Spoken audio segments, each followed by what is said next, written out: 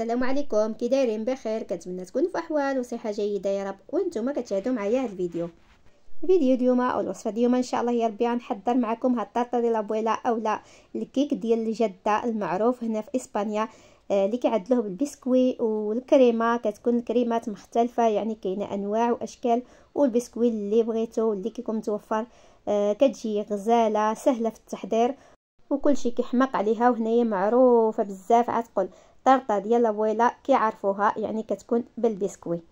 عندهم هاد الطرطه بحال اللي غنقولوا حنايا الحلوه ديال الزمن الجميل، حتى هما عندهم هاد الطرطه ديال الزمن الجميل. المهم بلا ما نطول عليكم، بسم الله على بركه الله. غنحتاجوا البسكوي، والمكون الاول والاساسي هو هذا، يعني اي نوع بغيتوه. وغادي نحتاجوا الكريمه الخفق او الناطه برامنطار او قشده طريه. عندي هنا 600 ملل، ممكن ديروا غير 500 ملل. وهنا عندي الشوكولات بالحليب، ولا كنتو كتبغيو الشوكولات الاسود يعني ديروا الشوكولات الاسود اولا تخلطوه. عندي 600 غرام. وبالنسبه للجبن الكريمي عندي 270. وهنا القهوه مقطره اللي غادي ندوز فيها ديك البسكوي. بغيتي ديروا الحليب ديروا الحليب، المهم انا درتو على حسب الطلب. هاد الطرطه غنعدلها يعني طلبيه جاتني، قلت لي مالا نشاركها معكم. المهم راه ساهله. خديت واحد الكاسرونه اللي وضعت فيها ديك الشوكولات من بعد ما هرستوها كقطع صغار، وغادي نخوي عليها ديك الناطه اولا كريمه الخفق، وغنضيف لها ديك الجبن الكريمي. ممكن تستعملوا اي جبن كريمي عندكم، وحتى الا ما كانش تقدروا يعني تستعملوا الجبن المثلثات، ماشي مشكل. المهم هو كيعطينا واحد المذاق رائع. سبق لي وعملت لكم يعني كريمه بعيب الجبن وكريمه الخفق، هذا كتجي رائعه، كيجي واحد المذاق غزال. صافي هاد المكونات مع بعضياتهم غادي نديروهم على النار تكون مهيله، مع التحريك المستمر حتى كنحسوا بديك الشوكولاته تذاب وندمج مزيان مع الجبن الكريمي ومع ديك الناطه او كريمه الخفق، وكيولي لنا واحد الصلصه اللي هي خفيفه. المهم بعد غادي تشد راسها، ولكن ما كتشدش راسها بزاف. هنا راه زيت واحد الطريف ديال الشوكولات بالحليب كان عندي، واحد 3 طريفات. بما انني عملت ديك الناطه عملت 600 ملل، كان عليا ندير 500 ملل، ولكن قلت ما عندي علاش تبقى لي هكاك في ديك الكويخه هكا، يعني عشيطه تما تقدر تخسر لي زيدتها، يعني ضفتها كامله. صافي خديت هاد المول. المهم بالنسبه لهاد الطرطه انا درتها راها كبيره ما شاء الله، جات كبيره. وبالنسبه لهاد المول غادي نقول لكم القطر ديالو 27 على 21. هذا بالنسبه ملي عبرتو من القاع ديالو، ولكن هو كيطلع وكيوسع واحد شويه من الفوق، يعني من الفوق ولا 22 على 28. كنتمنى انكم تكونوا فهمتوني.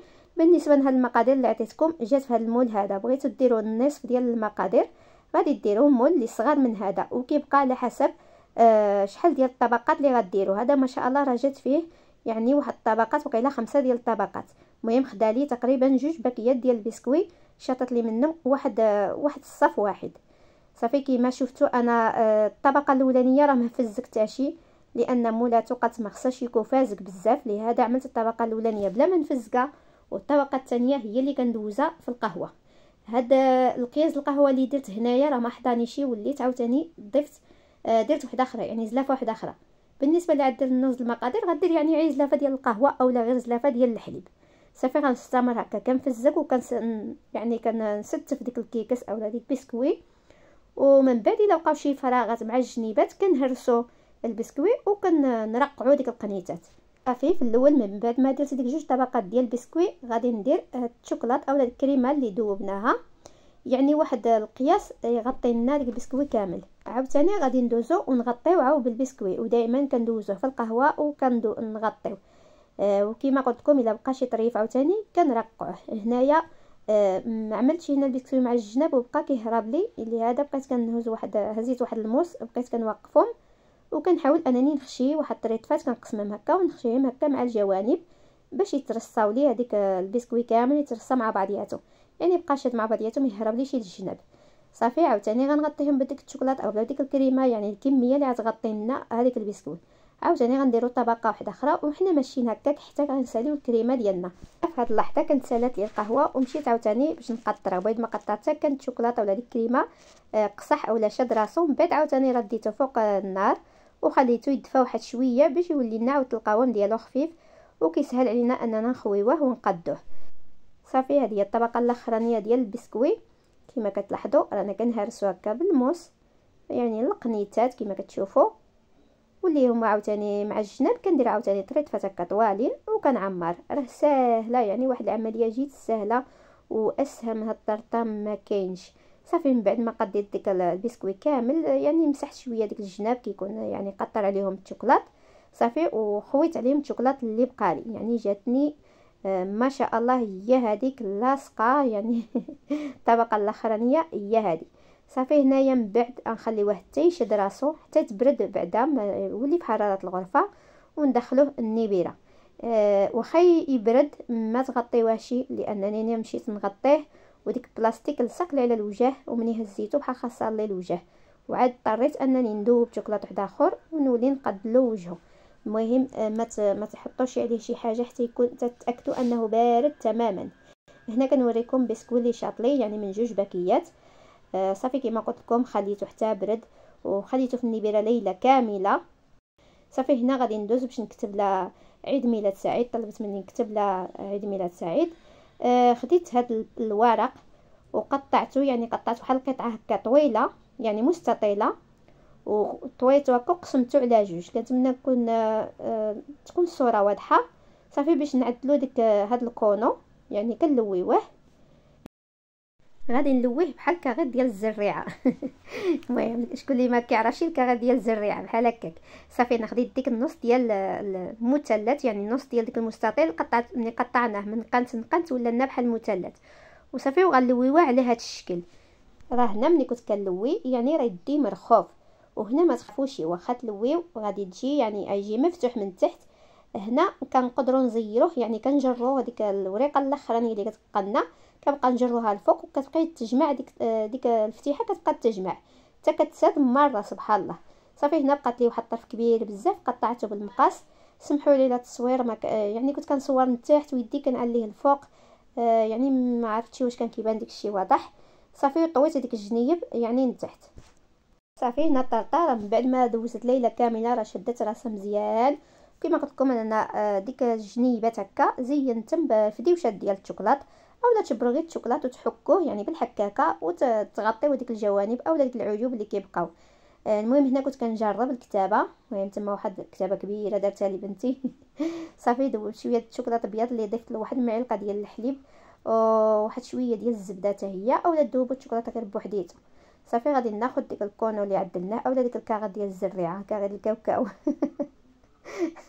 المهم كانوا يديروه لنا في الدفاتر اللي كنا كنقراو فيهم صافي المهم هذيك الشوكولات كبيتو فيه. المهم شكون اللي دا الدفاتر ديال عند مول الزريعه تقولها لي. صافي هنا كنطويو هكا في الجنيبات، يعني كنحطوه ونطويوه هكا مع الجنيبات كنجمعوه ونوليو نجمعوه من الفوق كنطويوه. المهم راه الصوره هي كتشرح راسها كنتمنى يكون هادشي واضح. صافي من بعد حتى كنحسوا راسنا حكمنا هذيك الشوكولات يعني لحقنا ليه. هنا الشوكولات ما خصوش يكون سخون بزاف، يعني واخا ندوبوه نخليوه عاوتاني حتى يشد راسو واحد شويه. صافي غادي ندوز انا قبل ما غادي نعمل الشوكولات باش ما نعرف تجيني شي حاجه ماشي هي هذيك. قلت غادي نكتب بعد هكا بهذا العويد ديال السنان ولا باي عويد عندكم رقيق شي مشيوه عاوتاني ديال الشوا ولا شي حاجه. المهم يعني عا باش نتاكد انها تجيني يعني مضبوطه، واخا انها جات ديك بيشي شويه ماشي هي هذيك. وديك افيف الاول رانا نسيت له واحد الشريطه عاد قلتها لي بنتي المهم صافي كندوزو ديك الشوكولات وكنقطعوا الرويس، وقمنا نبداو دائما نختبروا هكا واحد شويه يعني نخرجوا واحد الخطوط نشوفوا كيفاش غيخرجوا لنا. عاوتاني زيد قطعت واحد شويه وعاوتاني غادي نخرج باش نشوف. صافي هنا هذا هو القياس اللي بان لي هو هذاك، وغادي نتبع عاوتاني ديك الكتابه على الكتابه اللي درت المره الاولى فوق الشوكولات. صافي راها ساهله وصدقوني عجباتهم، ملي شافوها عجباتهم بزاف وقالوا كلشي مزيون. المهم هادشي اللي بغينا واللي حشمنا دابا هاد النهار ما غاديش نقدر نقطع معكم كما كتعرفوا ماشي ديالي يعني سمحوا لي دائما كنفتح معكم باش تشوفوها. المهم راه كتجي من داخل المنظر ديالها غزال ومذاق رائع، كتجي يعني كتبان طبقه ديال البسكويت طبقه ديال الشوكولات كيجيو مقادين. صافي المهم هذا هو الشكل النهائي ديال الطرطه ديالنا اليوم، اولا الطرطه ديال عيد الميلاد ديال هاد السيده بغات ديرها بنتها. قالت لك بنتها كتعجبها بزاف واخا هما جابوا لها طرطه كبيره ديال المخبزه، ولكن قالت لك هي خصها هذه. حتى لهنا الفيديو ديالي كيكون تسالى. كنتمنى الفيديو اليوم او الوصفه اليوم تكون نالت الاستحسان ديالكم، وسمحوا لي ما قدرتش نقطع معكم، وكنشكركم دائما على حسن المشاهده وعلى التعليقات المزيونه اللي كتخليوها لي. ونتلاقاو فيديو اخر مع وصفه جديده.